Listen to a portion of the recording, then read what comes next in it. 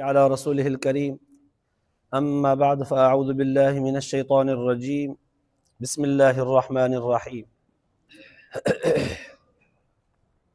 ومن أظلم ممن منع مساجد الله أن يذكر فيها اسمه وسعى في خرابها أولئك ما كان لهم أن يدخلوها إلا خائفين لهم في الدنيا خزي ولهم في الآخرة عذاب عظيم ولله المشرق والمغرب فأينما تولوا فثم وجه الله إن الله واسع عليم صدق الله العلي العظيم. درود شریف پڑھو. اللهم صل على سيدنا وسندنا وحبيبنا ومولانا محمد النبي الأمي وعلى آله وبارك وسلم عليه بعدد كل معلوم لك دائما أبدا. اللہ تبارک و تعالی جا تمام اسان جے متھاں अणगणिया करम ऐं एहसान आहिनि जो अल्लाह रब ज़ुल जलाल तव्हां असांखे मग़रिब जी निमाज़ बा जमात नसीब फरमाई ऐं उन खां पोइ क़ुर पाक जे हिन बाबरकत दर्स क़ुर जे महफ़िल में वेहण जी तौफ़ीक़ बि इनायत फरमाई।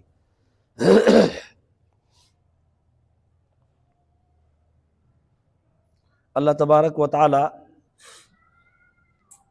गुज़िरियल आयतुनि में यहूदियुनि ऐं नसराननि जे इख़्तिलाफ़ी बेवकूफ़ीअ खे बयानु फरमायो हो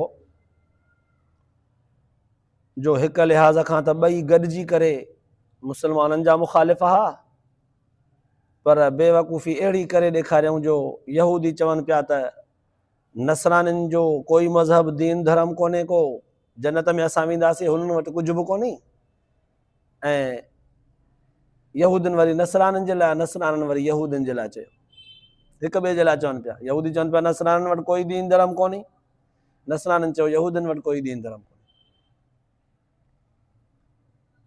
इन विच मां मुस्लमाननि खे हितां मौक़ो पियो मिले त असां भला अल्लाह तबारक व तआला उसूल ॿुधाए छॾियो हो त जन्नत में उहो वेंदो जेको मन असलम वजहहु लिल्लाहि व हुव मुहसिन, दिल व जान सां अल्लाह ताला जे ऐं रसूलुल्लाह सल्लल्लाहु अलैहि वसल्लम जन जे अहकामनि जी ताबेदारी कयूं, उहे जन्नत में वेंदा। त इन इहा निस्बत खे बरक़रार रखंदे अॼोकिन आयतुनि में यहूदियुनि ऐं नसरानियुनि जे हिक ॿी शरारत खे बि बयानु कयो वियो आहे। पोइ हिननि आयतुनि जे सम्झण खां पहिरियां कुझु शान नुज़ूल, कुझु उहो पसे मंज़र, कुझु उहे हक़ीक़तूं ज़ाहिर करणियूं पवंदियूं जिन जे सम्झण सां आयतूं सम्झ में ईंदियूं। यकीनन तव्हांखे मालूम हूंदो, दर्स में बि बार बार इहे ॻाल्हियूं थींदियूं रहंदियूं आहिनि त क़ुर पाक जी हर हिकु आयत, हर हिकु सूरत जे नाज़िल थियण जो को न को सबबु हूंदो आहे। जहिड़े क़िस्म जो वाक़ियो, को मुनासिब मरहलो, को कमु, का ज़रूरत, का हाजत, को मुश्किल पेश अची वई, उनखे हल करण जे लाइ अल्लाह तबारक व तआला क़ुर पाक जूं आयतूं नाज़िल फरमायूं। तॾहिं त क़ुर पाक खे आहिस्ते आहिस्ते नाज़िल कयो 23 साल लॻा। पोइ हाणे हिननि आयतुनि खे नाज़िल थियण जे लाइ कहिड़ो सबबु हो? जॾहिं त ॾिसो ज़ाहिरी तर्जुमो जेकॾहिं ईअं कयूं था त फौरन सम्झ में कोन ईंदो। ज़रा तवजो कजो। वमन अज़लमु मिम्मन मनअ मसाजिद अल्लाह, अल्लाह तबारक व तआला फरमाए थो केरु वधीक ज़ालिम आहे उन माण्हूअ खां जेको अल्लाह ताला जे घर मस्जिद में वञण खां रोके, मस्जिद में अल्लाह जे ज़िक्र करण खां रोके ऐं कोशिश करे त मस्जिद वीरान थी वञे। इन खां वधीक केरु ज़ालिम थींदो? इहो त वॾे में वॾो ज़ालिम आहे। उलाइक मा कान लहुम अन यदखुलूहा इल्ला खाइफीन, इन्हनि माण्हुनि जे मथां त लाज़िम आहे हीअ ॻाल्हि त मस्जिद में दाख़िल थियनि त ख़ुदा जो ख़ौफ़ रखी करे मस्जिद में दाख़िल थियनि।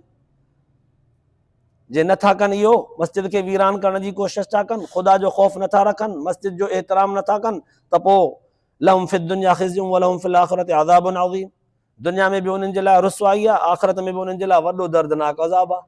आयत जो तर्जुमो त पढ़ियोसीं। ज़रा इहा ॻाल्हि ख़बर न पई त इहा आयत कहिड़े दौर में नाज़िल थी ऐं उन दौर में मस्जिद खे वीरान करण जो भला को मामिलो थियो हो छा? ज़रा हाणे उन जी तरफ़ हलूं था। उलमा मुहद्दिसीन लिखियो आहे त हुज़ूर सलातो वसलाम जन जे दौर खां पहिरियां, काफ़ी वक़्तु पहिरियां, हज़रत यहया अलैहिस्सलाम जे ज़माने में यहूदनि हज़रत यहया अलैहिस्सलाम खे नाफ़रमानी करे ज़िद्दियत में अची करे नऊज़ बिल्लाह क़त्ल करे छॾियो। हाणे हज़रत यहया अलैहिस्सलाम जो क़तल थी वियो त रूम जे नसरानिन गॾिजी करे यहूदियुनि खां इंतकाम वठण जी कोशिशि कई। पोइ उन्हनि इंतकाम वठण जे लाइ हुननि ते भरपूर थी करे हिकिड़ो हमिलो जो कयो त उन हमले में शाम में जॾहिं उन्हनि हमिलो कयो त हुननि जे हमले सां खोड़ सारियूं ख़राबियूं पैदा थी पियूं। चूंकि नसरानी जाहिला जहालप में अची करे यहूदियुनि जे मथां हमिलो जो कयूं शाम में त जेका शइ अॻियां आई उनखे ड्राईंदा भंजंदा भोरींदा विया। जीअं हिन वक़्तु फ़लस्तीन जे मथां इसराइलिन यहूदियुनि ऐं नसरानिन जो गॾे करे हमिलो आहे। उन दौर में बि ईअं रूम जे नसरानिन यहूदियुनि खां बदिलो वठण जे लाइ हज़रत याह्या अलैहिस्सलाम जे क़त्ल जो इंतकाम वठण जे लाइ शाम में हुन जे मथां हमिलो कयो। एॾो ज़ोरदार हमिलो कयूं जो बैतुल मुक़द्दस जे अंदरि मस्जिद जे अंदरि बि घिरी विया। मस्जिद जी इमारत खे ड्राहे विधऊं, भञी विधऊं, हुतां हुतां दरो दीवार खे टोड़े विधऊं। नऊज़ बिल्लाह पेशाब पाखाने जूं निजासतूं गंदगियूं किन करे विधऊं। खिंज़ीर सूअर अंदरि उछलाए ज़बह करे कचिरो करे विधऊं। मस्जिद जी बेहुरमती करे विधऊं। मस्जिद जे अदब ऐं एहतराम खे बिल्कुलु पामाल करे छॾियऊं। इन इहा फ़साद जे करे मस्जिद में बदअमनी जो फैलिजी वई, इलाइक़े सॼे में बदअमनी थी पई। मस्जिद जो तक़द्दुस ख़राब थी वियो, पलीती गंदगी दरो दीवार खे जाथो वियो, भॻो भोरियो वियो। मस्जिद जे अंदरि इंतिहाई गंद फैलायो वियो त इन वजह सां मस्जिद जे अंदरि निमाज़ बि न थी सघी बदअमनी जे करे। काफ़ी सारा ॾींहं मस्जिद निमाज़ खां बंदि रही, कोई अची न सघियो। हाणे मस्जिद अल्लाह जो घर आहे ई इबादत जे लाइ, उहो इबादत जो घर ख़ुदा जो वीरान लॻो पियो आहे। गंदगी निजासत खिंज़ीर ऐं बिल्कुलु दरो दीवार खे जाथो भॻो भोरियो वियो, बेहुरमती कई वई। पोइ काफ़ी वक़्तु रूम जे नसराननि वटि बैतुल मुक़द्दस ईअं कब्ज़े में रहियो। काफ़ी वक़्तु रहियो एतिरे ताईं जो हुज़ूर सलातो सलाम जन जो ज़मानो आयो। हुज़ूर सलातो सलाम जन जे ज़माने खां पोइ हज़रत अबू बकर साईं जन जो, पोइ उमर साईं जो ज़मानो आयो त उमर साईं जॾहिं फुतूहात कई, जंगियूं कयूं, लड़ायूं कयूं, मुक़ाबला कया त उन्हनि में हज़रत उमर रज़ी अल्लाह ताला अन्हु शाम खे ऐं इराक़ खे जॾहिं फ़तह कयो त बैतुल मुक़द्दस बि शाम सां गॾिजी फ़तह थी वई। हज़रत उमर साईं जॾहिं बैतुल मुक़द्दस जे फ़तह करे इस्लामी झंडो लॻाए करे मस्जिद जो तक़द्दुस बहाल करे निमाज़ ऐं आबादी शुरू कई त काफ़ी वक़्तु हज़रत उमर साईं खां पोइ मुस्लमान जे हथ में हुई।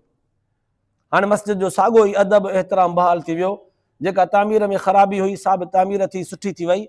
दरो दीवार बिल्कुलु दुरुस्त कया विया, सुठा कया विया ऐं सफ़ाई करे उनखे पाक साफ़ करे निमाज़ जे लाइ साॻियो ई बरक़रार करे रखियो वियो। कुझु वक़्त खां पोइ हज़रत उमर साईं जो सहाबा किराम जो दौरु वियो, वरी मुस्लमाननि जे हथ मां बैतुल मुक़द्दस निकिरी वियो, वरी यूरोप जे ईसाइनि जे कब्ज़े में अची वियो। बुज़ुर्गनि लिखियो आहे त को 100 साल ताईं यूरोप जे ईसाइनि जे कब्ज़े में हुयो। 100 साल ताईं यूरोप जे ईसाइनि मस्जिद जो अदब ऐं एहतराम ख़तमु करे छॾियो। वरी पोयां सलाहुद्दीन अयूबी जॾहिं आयो त उन वरी करे यूरोप जे ईसाइनि खां बैतुल मुक़द्दस आज़ादु करायो। हाणे जॾहिं मस्जिद अल्लाह जो घर यहूदी ऐं नसरानी हिक ॿिए खे घटि वधि करण जे लाइ अल्लाह जे घर खे ड्राहिनि, बेहुरमती कनि, पलीत कनि ऐं निमाज़ पढ़ण खां रोके रखनि, अल्लाह तबारक व तआला तॾहिं फरमायो वमन अज़लम मिम्मन मना मसाजिद अल्लाह, उन्हनि माण्हुनि खां वधीक केरु ज़ालिम थींदो जेके अल्लाह जे घर मस्जिद में ख़ुदा जे ज़िक्र करण खां रोके। मस्जिद सां कहिड़ो हिसाब? तव्हांखे जंग करणी आहे, जवाननि सां विढ़ो, मैदान में विढ़ो, ख़बर पए। ग़रीबनि ऐं मिसकीननि जे घरनि सां गॾोगॾु मस्जिदुनि खे बि वीरान करे छॾियो। अल्लाह जी फरमाती ज़ुल्म आहे, उनखे अल्लाह ताला ज़ालिम चयो आहे ऐं ज़ालिम जेको हूंदो आहे उनजे मुक़ाबले में अल्लाह ताला जी ज़ात आहे। इहो बि उसूल आहे। अल्लाह जे रसूल सल्लल्लाहु अलैहि वसल्लम फरमायो जॾहिं कोई माण्हू ज़ालिम थी पवंदो आहे ऐं ॿियो जंहिं ते ज़ुल्म कंदो आहे त पोइ अल्लाह तबारक व तआला मज़लूम जो हामी आहे ऐं रब मज़लूम जे हामी आहे त पोइ ज़ाहिर आहे ज़ालिम जे मुक़ाबले में अल्लाह ताला जी ज़ात बीठी। मज़लूम त नथो पुॼी सघे न, अल्लाह ताला लिहाज़ा मज़लूम जे जॻह ते हुन सां पुॼंदो। तॾहिं अल्लाह सां फरमायो तिन्हनि खां वधीक केरु ज़ालिम आहे। कुझु ॿियनि मुफ़सरनि लिखियो आहे हुज़ूर सलातो सलाम जन जॾहिं मके खां हिजरत कई मदीने जे तरफ़ त मदनी ज़िंदगी हाणे गुज़ारनि था। चोथीं पंजीं ग़ालिबन हिजरीअ में या 2 हिजरीअ में हुज़ूर सल्लल्लाहु अलैहि वसल्लम जन वफ़द समेत अचनि था उमिरे जे इरादे सां। मके जे मुशरिकनि गॾिजी करे हुज़ूर सल्लल्लाहु अलैहि वसल्लम जन खे उमिरो अदा करणु न ॾिनो। हुज़ूर जन फरमायो भला असां पंधु करे आया आहियूं, मस्जिद हराम में दाख़िल थियूं, निमाज़ पढ़ूं। उन्हनि चयो न, अल्लाह जो पैगंबर, पूरी काइनात जो इमामुर रसूल, ख़ातमुल अंबिया, पूरी काइनात जो सरवाण हुज़ूर न अचनि हा त दुनिया ई पैदा न थिया। अल्लाह ताला हुज़ूर जे करे हिन दुनिया खे हसीन बनायो आहे, उन हस्तीअ खे मोटायनि। ऐं मुशरिक भला मस्जिद हराम खे आबाद कनि छा? मस्जिद हराम बैतुल्लाह खे आबाद करणु मुस्लमाननि जो कमु आहे। अल्लाह ताला जे रसूल सल्लल्लाहु अलैहि वसल्लम जन करे ॾेखारियो, पर हिननि मोटायो। उन वक़्तु सुलह हुदैबिया वारो वाक़ियो पेश आयो त कुझु मुफ़स्सिरनि लिखियो आहे त इहो वाक़ियो सबबु बणियो, उन खां पोइ क़ुर पाक जी हीअ आयत नाज़िल थी। कुझु मुफ़स्सिरनि लिखियो आहे, तफ़सीर कुर्तुबी वारे, तफ़सीर मज़हरी रहमतुल्लाह अलैहि वारे, इहो लिखियो आहे त इहे ॿई वाक़िया सबबु थी सघनि था। पर अल्लाह तबारक व तआला चूंकि सबबु उन्हनि वाक़िअनि खे बनाए करे क़ुर पाक जी आयत नाज़िल कई, पर आयत जे अंदरि बैतुल मुक़द्दस जो या बैतुल्लाह जो, काबतुल्लाह शरीफ़ जो या मस्जिद नबवीअ जो को नालो बयानु न कयो आहे। अल्लाह ताला हिकिड़ो जर्नल उसूल हिकिड़ो बयानु फरमायो त दुनिया जी कहिड़ी बि मस्जिद हुजे, काथे बि हुजे, कहिड़ो बि माण्हू हुजे, मस्जिद जे आबाद करण खां रोकींदो, इन जहिड़ो को ज़ालिम ई कोन्हे। हालांकि दुनिया जे अंदरि 3 वॾियूं मस्जिदियूं जिन जी फज़ीलत बनस्बत ॿियनि मस्जिदुनि जे वॾी आहे। हिकिड़ी बैतुल्लाह, काबतुल्लाह शरीफ़ जे चौधारी हुदूद हरम बैतुल्लाह, ॿी मस्जिद नबवी अल्लाह जे रसूल सल्लल्लाहु अलैहि वसल्लम जन वारी, ऐं 3 बैतुल मुक़द्दस। इन्हनि 3 मस्जिदुनि में परे परे खां सफ़र करे हली वञी उते निमाज़ पढ़ण जी वॾी फज़ीलत आहे। इहे उन्हनि मस्जिदुनि जूं ख़ासियतूं आहिनि, अल्लाह जे रसूल सल्लल्लाहु अलैहि वसल्लम जन ॿुधायूं। ख़ुदि क़ुर पाक उन्हनि जा वक़फ़े वक़फ़े सां इशारतन बयानात फरमाए थो। बाक़ी इन्हनि 3 मस्जिदुनि खां अलावा जेके दुनिया जूं मस्जिदियूं आहिनि, उन्हनि जे लाइ हुकुम इहो आहे त पंहिंजे वेझे मस्जिद खे आबाद कयो, परते न वञो। पंहिंजे पंहिंजे पाड़े वारी मस्जिद खे अहिड़ो आबाद कयो जो मस्जिदियूं तव्हांजे ज़िक्र सां, तव्हांजे इबादत सां, तव्हांजे तिलावत सां, तव्हांजे तस्बीहात सां मस्जिदियूं अल्लाह जूं गूंजजी उथनि। अल्लाह जी तस्बीह ईअं बुलंद आवाज़ सां गूंजजी उथे। इन्हनि सॼे दुनिया जे मस्जिदुनि खां अलावा 3 मस्जिदूं इहे जेके तव्हांखे ॾसियमि, बैतुल्लाह, बैतुल मुक़द्दस, मस्जिद नबी, इन्हनि जी फज़ीलत अहिड़ी आहे जो हितां वञी करे माण्हू निमाज़ पढ़ंदो, उते 50 निमाज़ुनि जो सवाबु, 100 निमाज़ुनि जो सवाबु, उते वॾी फज़ीलत आहे। बाक़ी पंहिंजे इलाइक़े जूं निमाज़ूं, मस्जिदियूं आबाद कबियूं, निमाज़ूं उते पढ़बियूं। अल्लाह तबारक व तआला हाणे ज़रा सम्झण जी ज़रूरत आहे। अल्लाह से फरमाए वमन अज़लम मिम्मन मना मसाजिद अल्लाह, केरु वधीक ज़ालिम आहे उन माण्हूअ खां जेको अल्लाह जे घर मस्जिद में अल्लाह जे ज़िक्र करण खां रोके थो। इहे माण्हू, इहे उलाइक जमा कयो, इहे साईं केरु? यहूदी ऐं नसरानी। साईं ॿिया मुशरिक जेके मुंहिंजे हबीब खे मस्जिद हराम में, काबतुल्लाह में निमाज़ पढ़ण न पिया ॾियनि। हिकिड़े वरी यहूदियुनि मस्जिद नबीअ में अचण खां रोकियो। उन्हनि वरी कीअं रोकियो? ज़रा तवजो कजो। जॾहिं हुज़ूर सल्लल्लाहु अलैहि वसल्लम जन इब्तिदा में बैतुल मुक़द्दस जे तरफ़ निमाज़ पढ़ंदा हुआ मुंहुं करे, कुझु वक़्त खां पोइ अल्लाह तबारक व तआला वरी हुकुम फरमायो त हाणे बैतुल्लाह ॾे मुंहुं करे निमाज़ पढ़ो। हाणे जॾहिं बैतुल्लाह ॾे मुंहुं करे निमाज़ पढ़णु शुरू थी, ग़ालिबन इहा मदनी आयत आहे, त मके जे मुशरिकनि एतिराज़ कयो, अड़े मुस्लमाननि जो दीन कमज़ोर, मुस्लमाननि खे छा थियो आहे? नऊज़ बिल्लाह, कल्ह कलो को ॾींहुं आहे बैतुल मुक़द्दस जे तरफ़ हिकिड़े पासे मुंहुं करे पिया निमाज़ पढ़नि, अॼु वरी हेॾे मुंहुं करे था निमाज़ पढ़नि। हीअ कहिड़ी मश्करी आहे? ईअं करे नवनि मुस्लमाननि जे ज़हन में शक पैदा करण जी, शुबो पैदा करण जी कोशिशि कयूं त जीअं मुस्लमान सम्झनि त यार हीअ वाक़ई कहिड़ी इबादत आहे, कॾहिं होॾे मुंहुं कयो, कॾहिं होॾे मुंहुं कयो। जीअं मस्जिद में माण्हू न वञनि, माण्हू खे शक पैदा थींदो त ज़ाहिर न वेंदा त मस्जिद ज़ाहिर ख़ाली थींदी त मस्जिद वीरान थींदी। त हाणे हिकिड़नि मस्जिद नबवीअ खे वीरान करण जी कोशिशि कई एतिराज़ करे, हिकिड़नि मस्जिदुल हराम में हुज़ूर सल्लल्लाहु अलैहि वसल्लम जन खे वञणु न ॾिनो, हिकिड़नि यहूदियुनि ऐं रूम जे नसरानियुनि इख़्तिलाफ़ करे झेड़ो करे बैतुल मुक़द्दस खे राथो ऐं उन्हनि जी बेहुरमती कई। अल्लाह तबारक व तआला फरमायो उलाइक, इन टिनि खे सभिनी खे गॾायो, उलाइक इन्हनि जे लाइ त मा कान लहुम अन यदखुलूहा इल्ला ख़ाइफीन, इन्हनि जे लाइ त लाज़िम इहा ॻाल्हि त मस्जिदुनि में दाख़िल थियनि हा, ख़ुदा जे घर में दाख़िल थियनि हा त ख़ौफ़ रखंदे ख़ुदा जो, एतिराम कंदे वञी दाख़िल थियनि हा। पर हिन बेहुरमती कई, पंहिंजे घरनि जी बि इज़त एतिराम कंदा आहिनि, ख़ुदा जे घर जो एतिरो बि हिननि एतिराम न कयो, गंदगी कयो। लहुम फि दुनिया खिज़युन, दुनिया में बि हिननि जे लाइ रुसवाई आहे, वलहुम फिल आख़िरत अज़ाबुन अज़ीम, आख़िरत में बि हिननि जे लाइ वॾो अज़ाब आहे। वाक़ई यहूदी ऐं नसरानी दुनिया में रुसवा आहिनि। तव्हां असां चवंदासीं न रुसवा कोन्हनि, दुनिया जी दौलत ज़रूरु आहे उन्हनि वटि, दुनिया जूं सहूलतूं ज़रूरु आहिनि उन्हनि वटि, पर पंहिंजे ख़िते पंहिंजे आबादीअ जे लाइ अञा ताईं जंग पिया था विढ़नि। फ़लस्तीन ते कब्ज़ो छो था कनि? सॼी पूरी हिन रोए ज़मीन ते हुनजी ज़ाती का मिल्कियत कान्हे, ज़ाती काई मिल्कियत हुनखे कान्हे, पंहिंजी ज़ाती मिल्कियत बनाइण जे लाइ जंग कंदा था अचनि। उन दौर खां वठी जॾहिं त अल्लाह तबारक व तआला क़ुर पाक जे अंदरि बयानु करे छॾियो आहे त क़यामत ताईं इहे ज़लील हूंदा, कोई घर न मिलंदनि। इहा वॾी रुसवाई आहे, हिकिड़े माण्हू खे दुनिया जूं सभु सहूलियतूं हुजनि पर पंहिंजी छत छपर छांव न हुजे, पढ़ाईअ ते रही करे कब्ज़ो करे, इहा दुनिया जी वॾी रुसवाई न आई त ॿियो छा आहे?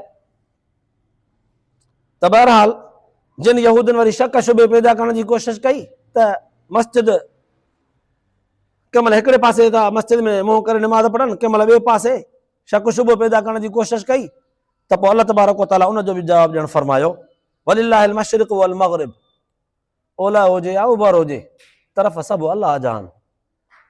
ॾखिण हुजे, उत्तर हुजे, ओलह हुजे, उभर हुजे, सभु तरफ़ अल्लाह जा आहिनि।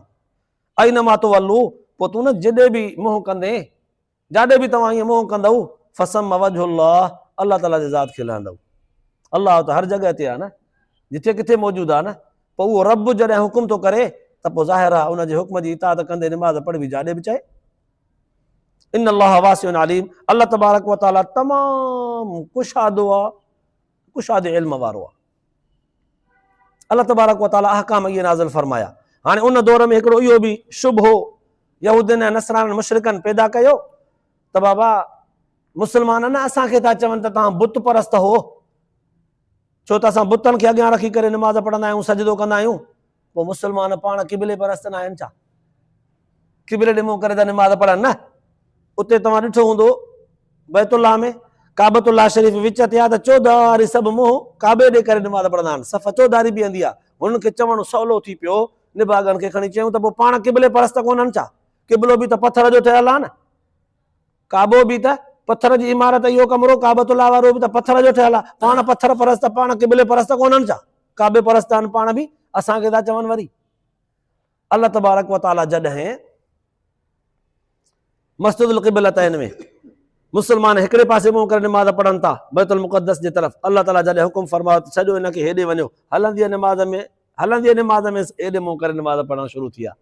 अल्लाह तबारक व तआला उन्हनि जो जवाबु बि ॾेई छॾियो, उन्हनि जे सुवाल खे बि रद्द करे छॾियो त तव्हां था चओ क़िबले परस्त, हलो असां बैतुल मुक़द्दस जे था पढ़ूं। पोइ हाणे ॿुधाए, बैतुल्लाह खे छॾियोसीं, बैतुल मुक़द्दस जी तरफ़ मुंहुं करे था निमाज़ पढ़ूं। हाणे ॿुधाए, उहो त वाइड़ा थी विया वाक़ई यार, हिननि त वाक़ई बैतुल्लाह खे छॾे ॾिनो, बैतुल मुक़द्दस जी तरफ़ हिननि मुंहुं करे छॾियो। अल्लाह से फरमायो जिते बि वलिल्लाहिल मशरिक़ वल मग़रिब, ओलह ओभर ॾखिण उत्तर सभु अल्लाह ताला जा आहिनि, जाॾे मुंहुं कंदव रब खे लहंदव, रब उते आहे। हिननि वांगुरु थो रही आहे, बुत पियो आहे हिते, हेॾे पासे कर त बुत कोन्हे, असांजो रब जाॾे मुंहुं कबो उते रब मिलंदो। पोइ बाक़ी सुवाल पैदा थियो त पोइ निमाज़ में जाई पाई भला पोइ ईअं कयूं न, निमाज़ में शुरू थियूं त भले को हेॾे मुंहुं करे निमाज़ पढ़े, कोई हेॾे करे, कोई होॾे करे, भले को जाॾे वणे साॾे करे, अल्लाह ताला त जाॾे ताॾे आहे, पोइ जाॾे ताॾे मुंहुं करे निमाज़ पढ़ूं न। पोइ इहा पाबंदी छो आहे त काबे ॾे मुंहुं कयो, सभु इमाम ॾे मुंहुं कयो, इमाम वरी काबे ॾे मुंहुं करे, सभु तरतीब सां पढ़ो, ईअं छो? सुनतूं पढ़ो या नफ़िल पढ़ो, सभु हेॾे मुंहुं करे। जॾहिं जाॾे रब जाॾे ताॾे आहे त पोइ निमाज़ में जाॾे ताॾे मुंहुं कयूं, काबे ॾे मुंहुं करे निमाज़ पढ़ण जी पाबंदी छो आहे? उनजो जवाबु इहा आहे त हिन में हिकमतूं आहिनि। जेकॾहिं न इहा इजाज़त ॾिजे त मस्जिद में या घर में जंहिंखे जाॾे अचे मुंहुं करे निमाज़ पढ़े थी वेंदी, पर इन में मुस्लमाननि जी हद तक इज़त थींदी, इस्लाम सां हिकिड़ी मस्करी ऐं मज़ाक थींदी। बिलफर्ज़ न इमाम जे पोयां बीहूं निमाज़ में, हिकिड़े माण्हू जो मुंहुं हुजे हेॾे, हिकिड़े माण्हू जो मुंहुं हुजे हेॾे, हाणे सजदो कीअं कयूं? सजदे करण महिल को कंहिंखे टकराइबो, को कंहिंखे टकराइबो, या इबादत थी या मश्करी थी। इस्लाम इन मस्करी ऐं मज़ाक खां बचण जे लाइ मुक़द्दस हिकिड़ो तरीक़ो रसियो आहे जंहिंमें एहतराम बि रहे, अल्लाह ताला जी इबादत बि थी वञे ऐं इज्तिमाइयत मुस्लमाननि जो इतिहाद ऐं ॿधी बि साबित थी वञे।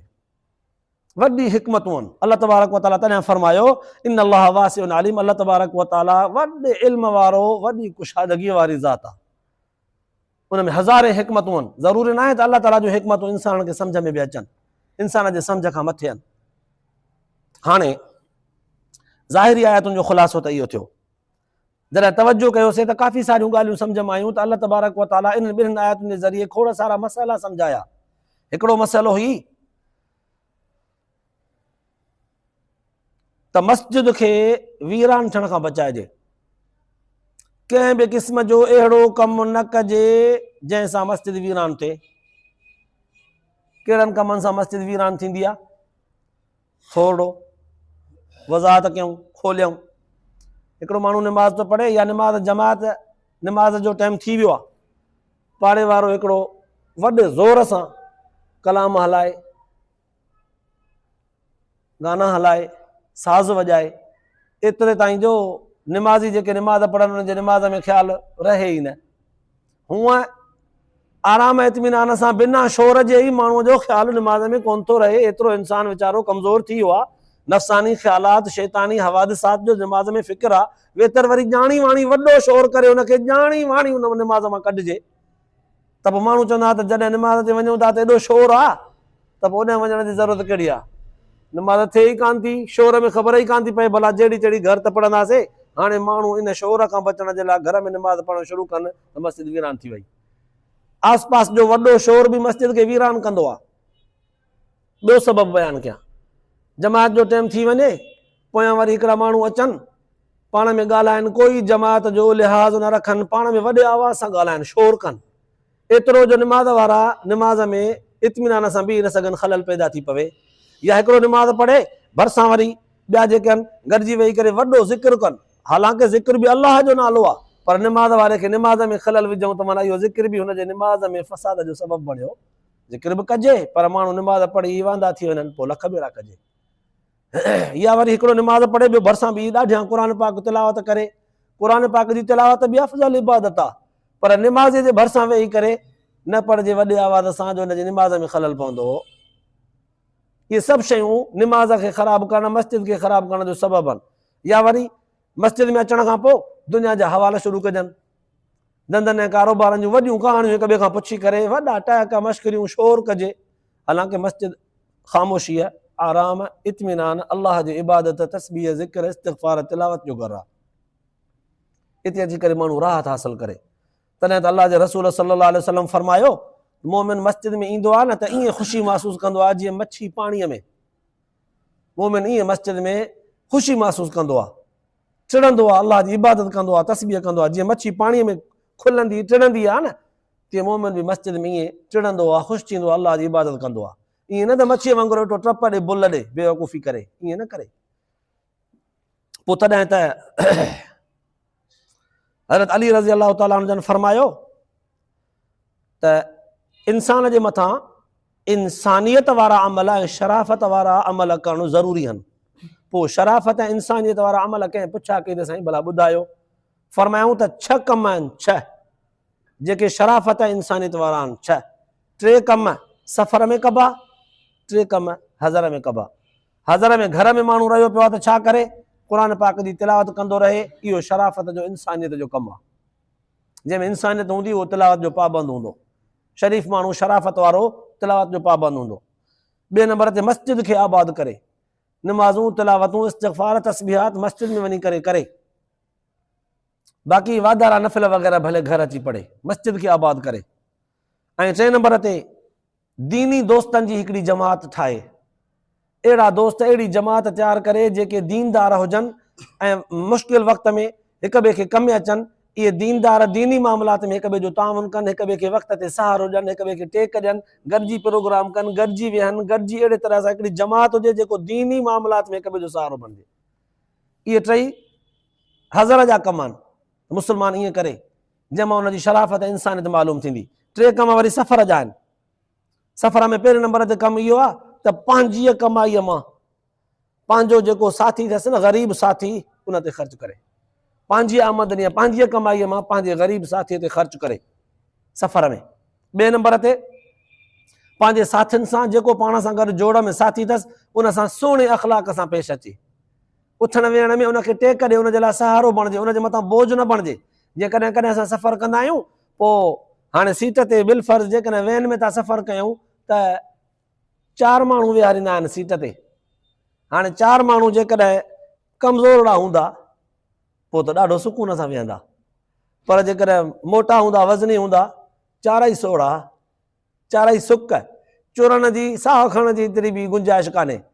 पर जे उन्हनि जे विच में हिकिड़ो थी वञे सनड़ो ऐं 3 थी वञनि थुल्हा मतारा, त पोइ हिकिड़े जो त साह ई ॿुट में थी वेंदो। ऐं वरी ॿिया के वरी एतिरा सादा हूंदा आहिनि जो जेतिरी कोशिशि कंदा आहिनि त जेतिरी जाइ मिले न ओतिरो विकिरो थी विया, कुशादो थी विया। हालांकि हज़रत अली रज़ी अल्लाह ताला अन्हु सेखारियो त सफ़र में पंहिंजे साथीअ जे लाइ आसानी कयो, यसिरू वला तुअस्सिरू, आसानी पैदा कंदा कयो, जीअं मूं मां कंहिं ॿिए खे तकलीफ़ न पहुचे। हर माण्हू जॾहिं इहो लिहाज़ रखंदो न त सफ़र में कोई कंहिंखे बेज़ार न थींदो, सभु को ख़ुशि हूंदो। नंबर 3 त सफ़र खे शूम मुंहं सां न गुज़ारिजे। मुंहुं ईअं हपो ई वेठो हुजे, किनो मुंहुं झलियूं जो न हुन सां केरु ॻाल्हाए सघे, न हे पाण कंहिंसां ॻाल्हाए सघे। सफ़र खे ईअं गुज़ारे, मुस्कुराईंदो रहे, खिल ॿोग कंदो रहे, सुहिणे मुंहं सां हिक ॿिए सां पेश अचे, खंद पेशानीअ सां का खाधे पीते जी शइ हुजे त हिक ॿिए खे पेश कजे। को लतीफ़ो, को भोग, का मज़ाक जेका ग़ैर अख़लाक़ी न हुजे, शरीयत जे दायरे में, इस्लाम जे दायरे में, पंहिंजे हद जे अंदरि, बर्दाश्त जे अंदरि, सहप जे अंदरि हिक ॿिए सां खिल ॿोग कंदो अचे। ईअं वक़्तु बि जल्दी गुज़री वेंदो आहे ऐं इहा उन्हनि जे इतिहाद ॿधी ऐं उन्हनि जे अख़लाक ऐं शराफ़त जी, इंसानियत जी निशानी आहे। शूम मुंहं त रिढूं बि वेहंदियूं, ॿकरियूं बि वेहंदियूं, माल ढोर ढगा बि वेहंदा गॾु हिक ॿिए सां, पर उहे ॻाल्हियूं कंदा आहिनि छा? कंध वराए वेही रहंदा। इंसान जो कमु आहे हेॾो वॾो मजमो हुजे त कुझु में चुरपुर हुजे, पर उहो वक़्त ते। ईअं न त इन ॻाल्हि खे कोई सबबु बनाए पोइ मस्जिद में टपे त पोइ साईं जो चए पोइ त ॻाल्हि ॿोल हुजे, माण्हू हुजनि त शोर मच्छी मार्केट जेॾो थी वञे, ईअं न हुजे। वक़्त ते अदब ऐं एहतराम बि लाज़मी आहे। वक़्त ते सफ़र में जिते ज़रूरत हुजे त उते खिलणु, मुस्कुराइणु, हिक ॿिए सां ख़ुशतबई करे गुज़ारणु बि बहितरीनु अमल आहे। त ॾिसो क़ुर पाक जे अंदरि अल्लाह तबारक व ताला ऐं हदीस पाक जे अंदरि अल्लाह जे रसूल सल्लल्लाहु अलैहि वसल्लम जन मुफ़स्सिरनि, वरी फ़क़ीहनि, फ़ुक़हाए कराम जूं रिवायतूं पेश करे असांखे जेका तालीम ॾिनी आहे, इस्लामी तालीम खां सवाइ किथां बि अहिड़ी तालीम कोन मिलंदी। अल्लाह तबारक व ताला शल तव्हां असांखे इन इहा तालीम ते अमल जी तौफ़ीक़ नसीब फरमाए, ॿुधण ऐं ॿुधाइण खां पोइ आख़िरत जे लाइ निजात जो ज़रियो बनाए। आख़िर दावाना अल्हम्दुलिल्लाह।